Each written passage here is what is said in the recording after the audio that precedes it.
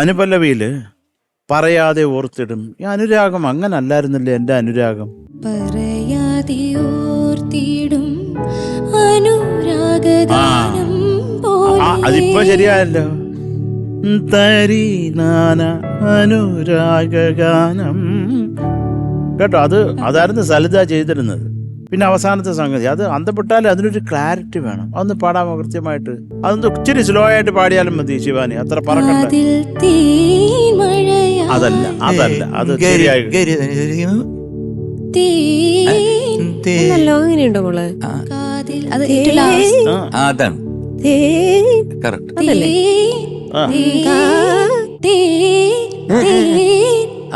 almost